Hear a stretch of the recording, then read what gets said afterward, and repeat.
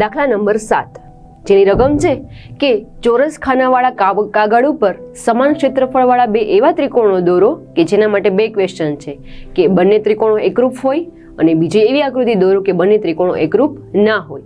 અને આ બંને ત્રિકોણોની પરિમિતિ વિશે તમે શું કહી શકો છો? તો સૌપ્રથમ તો આપણને ખ્યાલ હોવો જોઈએ ત્રિકોણના ક્ષેત્રફળનું સૂત્ર તો કે અડધો ગુણ્યા પાયો ગુણ્યા વેધ. ત્રિકોણની પરિમિતિનું સૂત્ર તો કે ત્રણેય બાજુઓનો સરવાળો. આ ગુણધર્મનો ઉપયોગ કરીને આપણે બંને ક્વેશ્ચન સોલ્વ કરીશું. સૌપ્રથમ પહેલા ક્વેશ્ચન માટે વાત કરીએ કે જે ત્રિકોણો એકરૂપ હોય. તો સૌપ્રથમ એવી આકૃતિ દોરીએ કે બંને ત્રિકોણો એકરૂપ હોય. તો અહીંયા ધારો કે આ પહેલો ત્રિકોણ આપેલો છે, અહીંયા બીજો ત્રિકોણ આપેલો છે. આ બંને ત્રિકોણો એકરૂપ છે એવું રકમમાં કહી દીધેલું છે. તો ચલો એનું નામ નિર્દેશન કરીએ. ધારો કે ABC D અને E ત્રિકોણ છે. એમાં એકરૂપ ત્રિકોણો છે તો તેને અનુરૂપ બધી બાજુઓના માપ સરખા હશે. ધારો કે આ 3 સેન્ટીમીટર છે, આ 4, આ 5. તો અહીંયા પણ આ 3, આ 4 અને આ 5 હોય છે. તો હવે લખીએ કે આકૃતિમાં ત્રિકોણ ABC અને ત્રિકોણ CDE માં આપેલા ત્રિકોણમાં સૌપ્રથમ ક્ષેત્રફળ શોધીએ. તો કે સૌપ્રથમ ત્રિકોણ ABC નું ક્ષેત્રફળ બરાબર 1/2 ગુણ્યા પાયો ગુણ્યા વેધ. તો અહીંયા પાયો શું થશે? 3 અને વેધ એટલે કે 4. તો અહીંયા લખીએ કે 3 ગુણ્યા 4. જો બંનેના છેદ ઉડાડીએ તો 2 2 4 અને 2 તેરી 6 એટલે કે 6 ચોરસ સેન્ટીમીટર. જો વિદ્યાર્થી મિત્રો અહીંયા જે બધા માપ દર્શાવેલા છે એ સેન્ટીમીટરમાં દર્શાવેલા છે, એટલા માટે જે ક્ષેત્રફળ આવશે એ ચોરસ સેન્ટીમીટર. હવે આપણે CDE ક્ષેત્રફળ શોધીએ. તો કે ત્રિકોણ CDE નું ક્ષેત્રફળ બરાબર 1/2 ગુણ્યા પાયો ગુણ્યા વેધ. તો આ ત્રિકોણ માટે પાયો 3 અને વેધ 4 થાય. તો એ પણ 3 અને અહીંયા 4. અહીંયા પણ એ જ રીતે 2 2 4 અને 2 તેરી 6 એટલે કે 6 ચોરસ સેન્ટીમીટર. બંને ત્રિકોણોના ક્ષેત્રફળ છે એ સરખા છે, તેથી આપેલા ત્રિકોણો છે એ એકરૂપ ત્રિકોણો છે. તો અહીંયા લખીએ કે ત્રિકોણ ABC અને ત્રિકોણ CDE એકરૂપ ત્રિકોણો છે, કારણ કે બંનેના ક્ષેત્રફળ પણ સમાન આવેલા છે.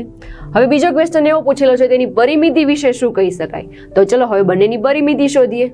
તો હવે લખીએ કે હવે ત્રિકોણ ABC ની પરિમિતિ બરાબર ત્રણેય બાજુઓનો સરવાળો. ABC ની ત્રણેય બાજુઓ શું છે? 3 4 અને 5. તો અહીંયા લખીએ 3 + 4 + 5. 5 ને 4 9, 9 ને 3 11, સોરી 12 ચોરસ 12 સેન્ટીમીટર પરિમિતિ છે એટલા માટે સેન્ટીમીટર. એવી જ રીતે બીજો ત્રિકોણ છે CDE.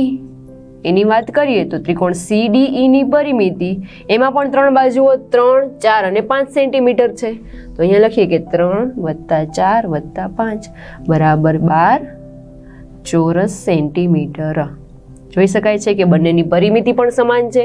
તો અહીંયા લખી શકાય કે તેથી ત્રિકોણ ABC અને ત્રિકોણ CDE ની પરિમિતિ સમાન મળે છે.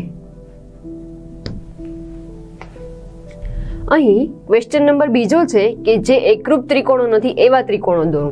તો ધારો કે સૌપ્રથમ આકૃતિ દોરીએ કે જે બે ત્રિકોણો એકરૂપ ના હોય. જો વિદ્યાર્થી મિત્રો જે ત્રિકોણો એકરૂપ ના હોય તેના ક્ષેત્રફળ સરખા હોય છે પરંતુ તેની પરિમિતિ સરખી હોતી નથી. તો અહીંયા આપણે એક ચોરસ ખાનાવાળા કાગળ પર એવી આકૃતિ દોરવાની છે. તો ચલો સૌપ્રથમ આકૃતિ જોઈએ. ધારો કે આ એક ત્રિકોણ છે અને અહીંયાથી આ બીજો ત્રિકોણ આપેલો છે. ધારો કે ABC અને D નામ આપીએ. અહીંયા આપેલા ત્રિકોણમાં ABC ના બાજુઓના માપ લખીએ. ધારો કે આ બાજુનું માપ 3 છે, આ 4 અને આ AC બાજુનું માપ 5 આપેલું છે. તો જે BCD ત્રિકોણ છે એમાં BD બાજુનું માપ છે એ 4 થશે. અહીંયા જે CD બાજુનું માપ છે ધારો કે આપણે 3.5 ધારી લઈએ.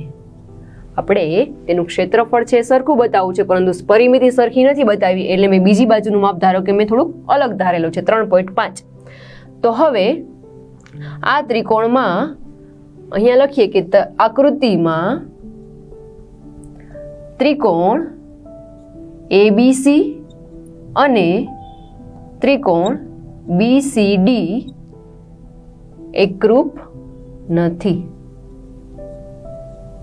સૌપ્રથમ ક્ષેત્રફળ શોધીએ તો ત્રિકોણ એબીસી નું ક્ષેત્રફળ બરાબર 1/2 ગુણ્યા પાયો ગુણ્યા વેધ.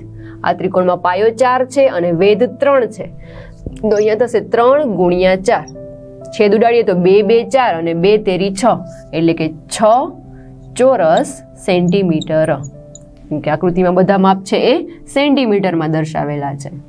એવી જ રીતે હવે બીજો ત્રિકોણ બીસીડી નું ક્ષેત્રફળ શોધીએ તો ત્રિકોણ બીસીડી નું ક્ષેત્રફળ બરાબર 1/2 ગુણ્યા પાયો ગુણ્યા વેધ.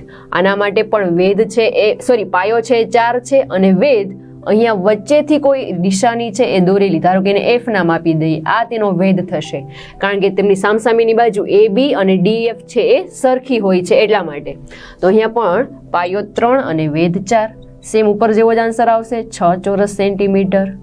એટલે કે ત્રિકોણ એબીસી નું ક્ષેત્રફળ અને ત્રિકોણ બીસીડી નું ક્ષેત્રફળ છે એ સરખું મળે છે. હવે આપણે પરિમિતિની જો વાત કરીએ તો સૌપ્રથમ ત્રિકોણ એબીસી ની પરિમિતિ શોધીએ કે ત્રિકોણ એબીસી ની પરિમિતિ બરાબર ત્રણેય બાજુઓનો સરવાળો. એબીસી ની ત્રણેય બાજુઓ શું છે તો કે 3 + 4 + 5 જે થશે 12 સેન્ટીમીટર. અને બીજો ત્રિકોણ છે બીસીડી, એની પરિમિતિ શોધીએ તો કે ત્રિકોણ બીસીડી ની પરિમિતિ બરાબર જો બીસીડી એટલે કે 4 4 અને 3.5 એટલે કે 4 + 4 + 3.5 જે થશે 11.5 સેન્ટીમીટર. જે જોઈ શકાય છે કે બંનેની પરિમિતિ સરખી નથી. તેથી ત્રિકોણ એબીસી ની પરિમિતિ ઇઝ નોટ ઇક્વલ ટુ ત્રિકોણ બીસીડી ની પરિમિતિ. તો અહીં આપણે રકમમાં આપેલી શરતોનું પાલન કરતા બે ત્રિકોણો અને તેના પરથી તેનું ક્ષેત્રફળ અને પરિમિતિ શોધેલા છે.